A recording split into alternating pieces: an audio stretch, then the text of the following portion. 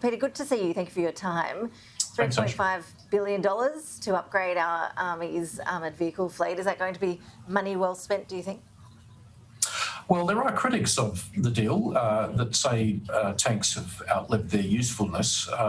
That's not really my perspective. I think that people know that if you find yourself in a confrontation which involves land forces, the side that generally wins is the side that has main battle tanks. And I can't tell you from a strategic perspective where these vehicles might be used, but I think it's better that we have them than we don't. And they are certainly a source of significant protection for infantry soldiers wherever tanks are deployed. And are you expecting, Peter, further announcements in the coming months as a flow-on from that new AUKUS deal? It does seem like further cooperation with the US seems likely, and in some quarters we are hearing rumours that there are more announcements to come. Oh yes, I have no doubt about that. I think what's happening here is a significant expansion of our defence budget. I just read today, Ash, that the US Congress has approved the sale of Hellfire missiles to us, which will be fired from helicopters. So what we are seeing, as quick as it's possible to do, I would certainly like it faster, but as quick as it's possible to do, we are strengthening the hitting power of the Australian Defence Force. And of course, this all has to do with the more difficult strategic environment that we have in front of us, which is in turn usually code for China, a more aggressive China. And I think many countries throughout the region will be looking to increase their military firepower, and Australia is certainly going to be part of that group. Well, I've got you. I'm keen for your take on a couple of big international meetings that have taken place this week. Firstly, China. We've seen them met with 4 Gulf states, so traditionally US allies, for a summit in Beijing. They've been focusing on the region's security. Are we seeing new alliances emerging, and is that of concern to you? I think in the Gulf, what we're seeing is a number of countries hedge their bets that traditionally have been closer to the United States.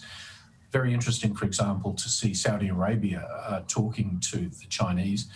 Partly, I think the agenda here is to see if it's possible to put some sort of wedge between China and Iran, which is probably China's closest partner in the Middle East, and a sense of concern amongst American traditional allies that America is kind of delinking from the region after the withdrawal of American forces from Afghanistan. So I'm not sure where it goes, because China is a tough partner, as these Arab states will find. But certainly there's a sense of concern about how to deal with China, and I think countries are exploring what their options might be. Well, in terms of uncertainty about where things go, it appears like little progress was made during the Russia-US talks. Russia clearly wanting the US to back off over the Ukraine border issues. Where's that heading?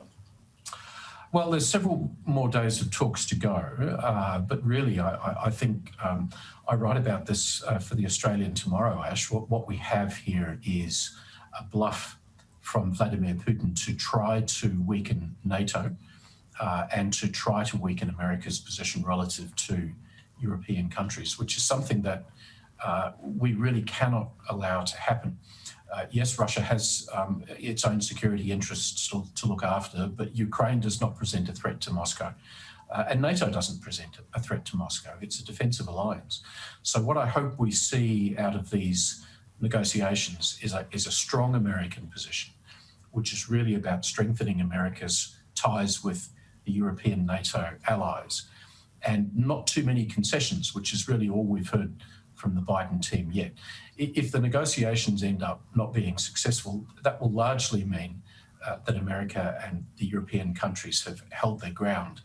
And I think that's actually what we need to see against threats from Vladimir Putin, which I think he's very unlikely to make good on. I cannot see 100,000 Russian soldiers invading Ukraine. I think that's going to be too big for Putin. So I just hope that we see a really tough-minded American and NATO approach to these negotiations. Look forward to reading the piece tomorrow. Peter Jennings, always appreciate your insights with us on Sky News. Thank you. Thanks, Ash.